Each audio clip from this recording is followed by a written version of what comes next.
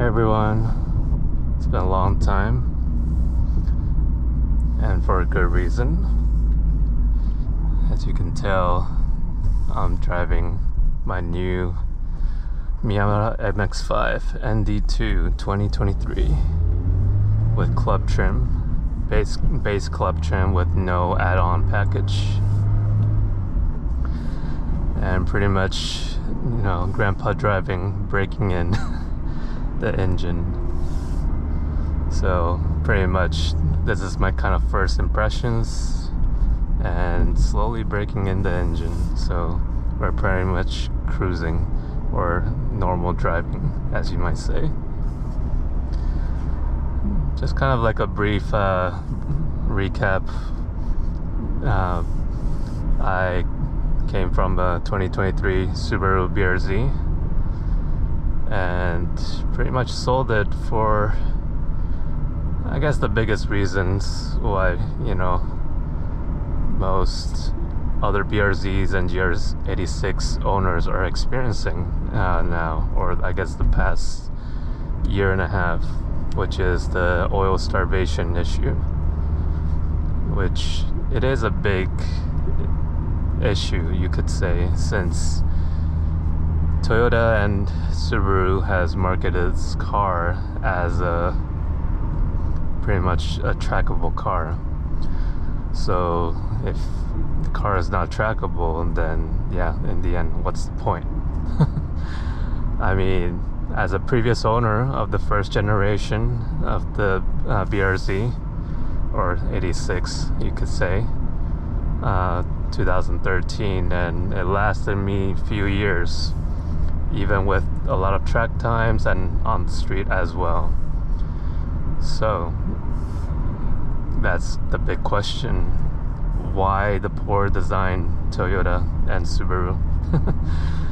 If Toyota already knew about this design, and I guess Subaru did it intentionally, then yeah, it's really, in the end, a poor design, and customers shouldn't have to deal with this. I guess the other proof would be the rumors of the new BRZ or GR86. I guess probably not Subaru anymore, if Toyota is really going with that route of putting the GR Corolla's engine into the new GR86, which sounds like it's all planned by Toyota. So yes, I mean, I can keep on with the list of all the negativity going through the BRZ and GR86, and I already experienced a lot of previous cars, and I mean, a long track history. I'm just not willing to go through that stress anymore. So that's why we all need to keep going with this, and just, this is the reason why I was like, okay, I give up on keeping it. No point of keeping it. And yes, welcome to my MX-5 Miata. Miata was always the answer. Pretty much, Miata, everyone knows, has a very long history. And pretty much Mazda has pretty much perfected it, I would say. You can even say it's an upgrade or updated version of the S2000, which is pretty much what I'm experiencing even on these roads. I mean, it's pretty impressive.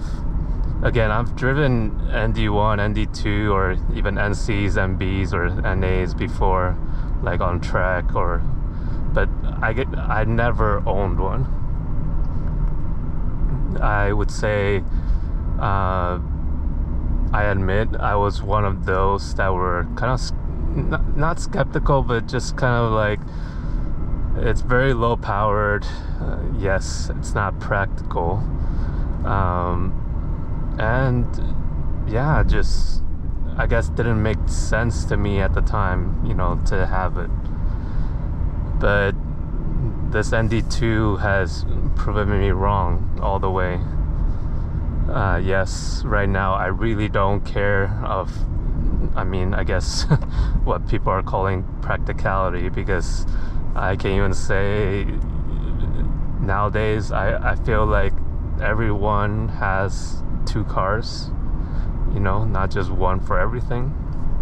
So I don't think practicality would be kind of a reasoning for not having a Miata. Second, I would say that, just driving it these 2 weeks, almost 2 weeks, I'm like, this is way better for daily than an S2000 or even a BRZ GRD6. Like, it's very comfortable. This club Bilstein suspension is well damped and very comfortable even on the streets. So I guess I'm very impressed. Like, really no words to describe that. How can I, or I guess feel regrets for going with the BRZ route, I guess you could say. And yeah, no, I'm not even pushing it, because of course it's not broken in yet. And the power is really like how people describe it. It's even more than enough than it should be. Like, even the BRZ, I always feel like there's always a lag, any BRZ owner can like know this feeling. Like, there's something still missing about it. So also, like, BRZ sometimes, I'm already used to it, but the engagement, feels like there's still a lag there. And of course I did install a sprint booster, which helped. But with the Miata, it's just very direct feeling. It's like, oh, I'm kind of like back in an S2000, that kind of feel. And yes, it feels faster than a BRZ, when you engage. So definitely it's faster than a BRZ. Granted that after the BRZ horsepower bump, in the end, Miata is more direct, no lag, no rev hang. Yeah, as you can see, it's a different feeling, when you own a car. Like, I've been test driving many cars, throughout my whole car enthusiast life, you could say. It's different when you own your car. When you drive someone else's car, like, especially the previous NDs that I've driven, of course, most of them have been already modified. So it's always like, okay, yeah, I guess probably never have experienced, too much of a ND2 stock. And yeah, no, really. I'm very impressed. Again, I probably been impressed for the past probably 10 minutes already. I know the ND2 has already been selling for around 4 years, 3.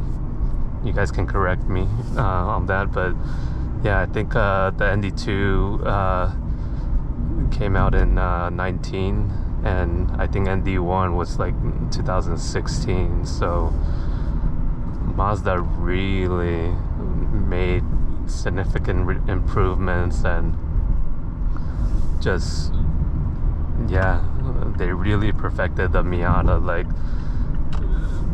Like I said, the whole driving dynamics, like even on the street, it's very comfortable. And of course, the other reasonings, you know, I mean, I can go on, and I mean, I was always very interested in convertibles. I mean, of course, not just because of track, but even my mom likes, you know, a Jaguar, but she never owned one.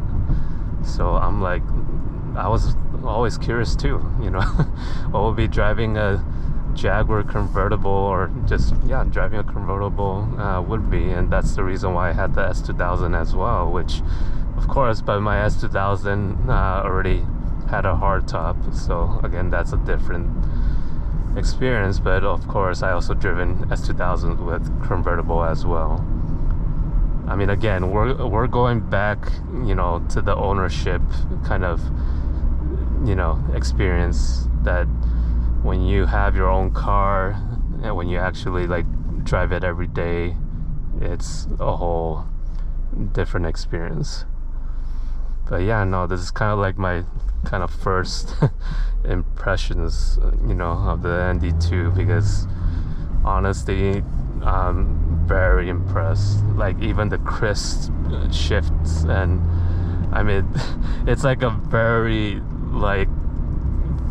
good quality sports car versus comparing to the Subaru BRZ, which, you know, there's all these clinks and quirks, and yeah, I guess I'm just kind of a little disappointed, you know, how Subaru and Toyota went with that car. So I mean, I felt bad giving it up, but I guess kind of also not feel bad, because this MX-5 Miata, it's again very awesome that I made the switch. Like, I'm very happy, and I'm glad that I made this decision.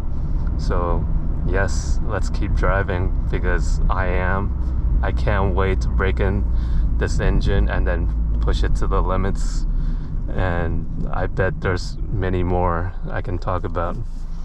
See you guys next time.